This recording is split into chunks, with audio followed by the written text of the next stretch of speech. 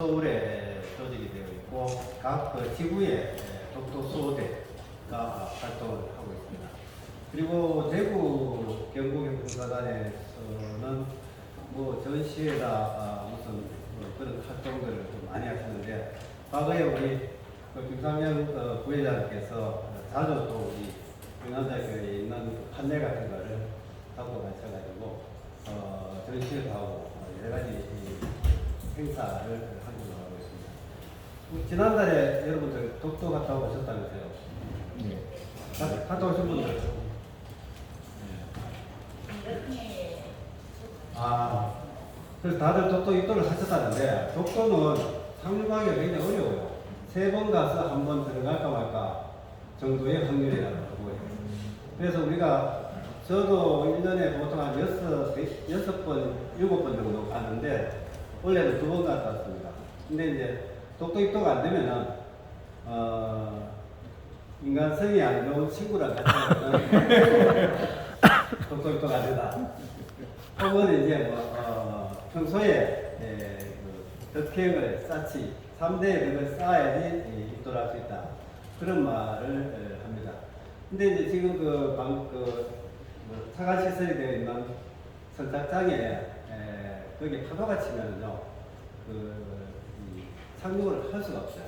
그래서 지난번에 모 방송국에 방송 프로그램에서 봤을 때는 제가 입도를 못했어요. 근데 저는 거의 입도를 했는데, 입도를 번번이 가서 못하고 오시는 분들이 굉장히 많습니다.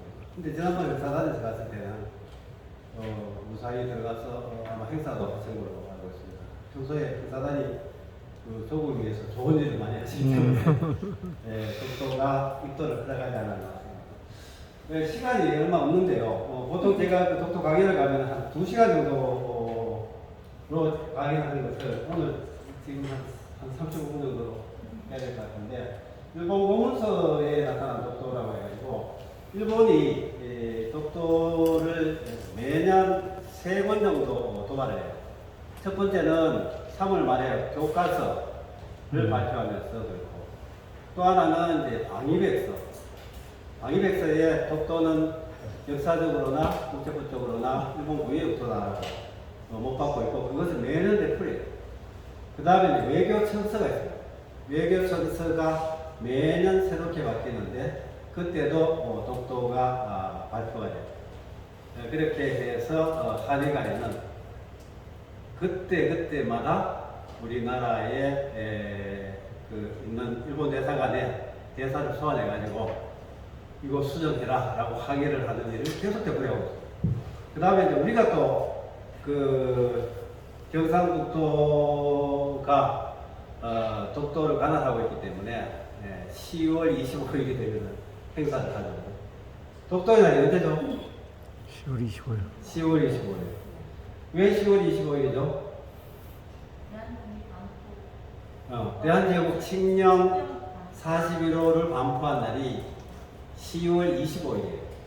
근데 이제 법률적으로는 독도의 날이라는 건 없어요. 일본 시마네현이 2월 22일을 1905년 2월 22일에 독도를 편입을 하고 100년이 된 2005년 2월에 독도의 날 해가지고, 다케시마의 날 해가지고 시마네현 조례로 반포를 했어요. 그러자 경상북도에서는, 경상북도하고 시마네현하고는 과거에 자매결연이 되어 있어가지고요,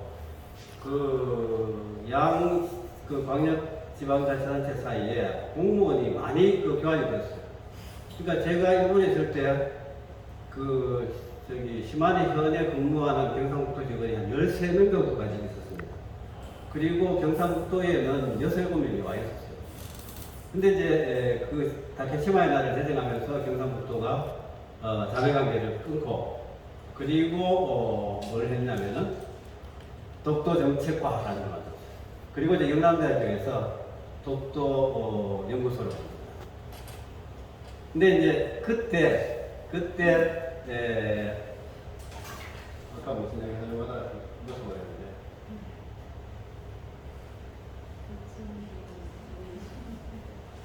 제가 오늘 코로나 2차를 맞고 약간 어리버리한 생각이 들었습니다. 네. 이따 생각나면 또 이야기할게요. 그래서 25일인데 25일이 되면은 독도의 날이에요. 경상북도에서 일본이 독도의 날을 다케시마의 날을 만들었는데 우리도 똑같이 독도의 날을 만들면은 똑같은 입장이 되지 않느냐 해가지고 우리는 독도의 날을 정하자 해가지고 경상북도 조례를 독도의 달을 정했습니다. 그래서 당연히 대한민국 칙령 41호를 반포한 날인 10월 25일이 독도의 날이라고 이야기를 하는데 이 독도의 날이냐 대한민국 칙령의 날이냐 해가지고 막 독도 시민단체에서 막 싸우고 엄청 했어요. 근데 독도의 날 해도 상관이 없는데 그래서 일부 단체에서 뭐 독도 소대, 독도 사랑 무슨 많습니다. 독도 관련 시민단체가 몇 개 되는지 아세요? 시민단체가 한 200개. 200개. 근데 자기들끼리 뭐 이거 하면 정부에서 돈을 좀 주나 봐요. 저는 잘 모르겠는데요.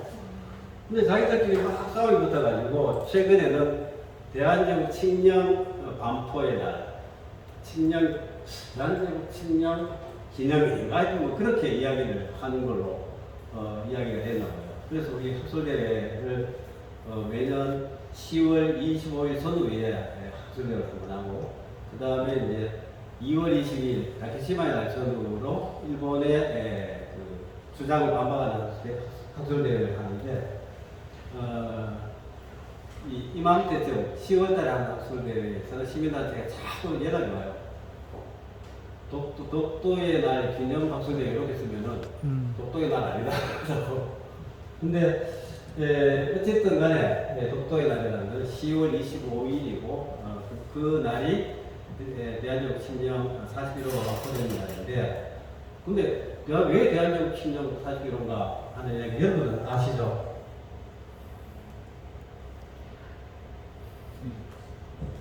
대한민국 칙령 41호는 뭐냐면은 울릉도를 울도군으로 승격을 하는 내용이 적혀 있어요. 근데 울릉도를 울도군으로 승격을 하는 건 요게 대한민국 칙령 41호예요. 근데 왜 울릉도를 울도군으로 승격시켰냐면은 울릉도가 원래 소속이 어디였죠? 여러분 혹시 아시는 분들 있어요? 강원도 울진현의 부속성이었습니다. 지금은 울진현이 경상북도 울진현이 아니고 울진현 울진군이고 울진군이 경상북도잖아요. 근데 원래 울진군은 지금의 울진군은 윗부분에 울진현하고 밑에 평양군하고 두 개를 합해가지고 울진군으로 통합을 했어요. 1914년에. 근데 그 전에 구한말에 그 울진현에 소속된 울릉도를 군으로 승격을 시켜요. 왜 시켰냐면 이 당시에 외인들이 울릉도를 엄청 많이 들어왔어요.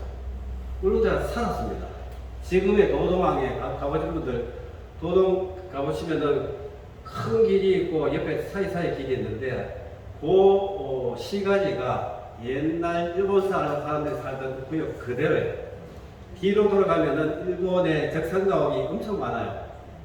지금 콘크리트로 바뀌었는데 중간에 왜 하나 김영관 씨가 살던 집 해가지고 그원에 놓은 차집하는 집이 있거든요. 그런 집들이 전부 있었어요. 왜냐하면 도동은 일본 사람들이 만들어 놓은 거리입니다.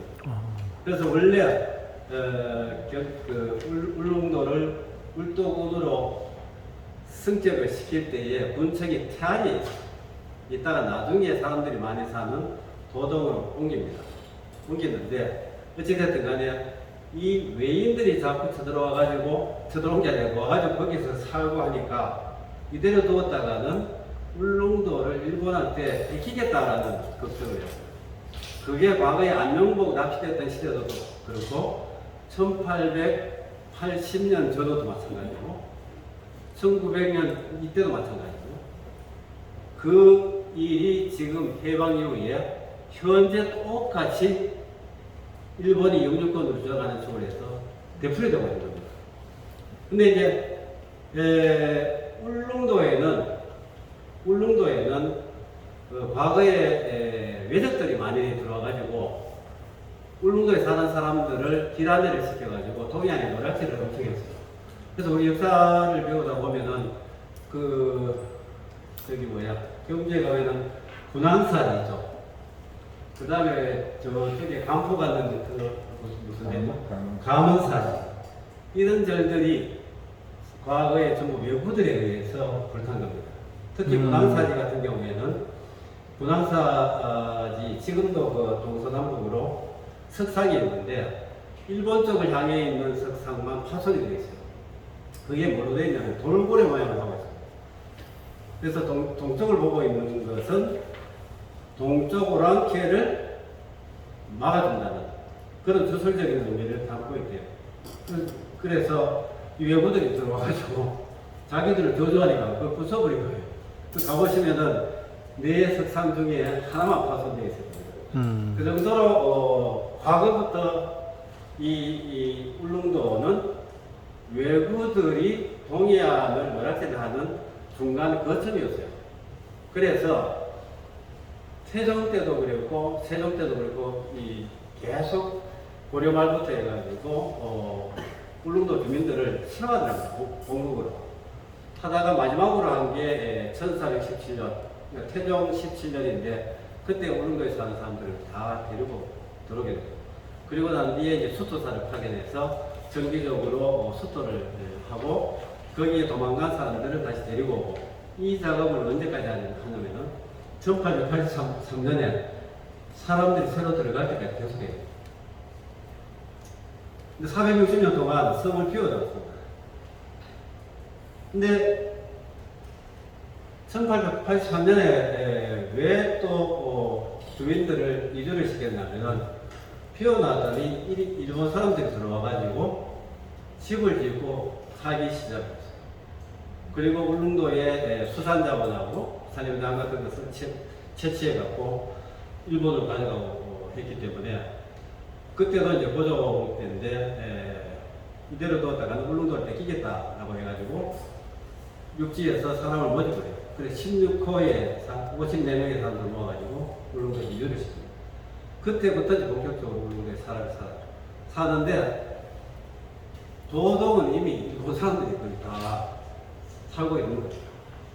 근데 이것을 이제 외교적으로 돌아가도록 이렇게 했는데 다 철수하고 다시 또 조금씩 야금야금 들어온단 말이에요. 그래서 1900년 시점에서 외인들이 들어온 숫자가 300명 가까이 돼요. 무슨 많죠?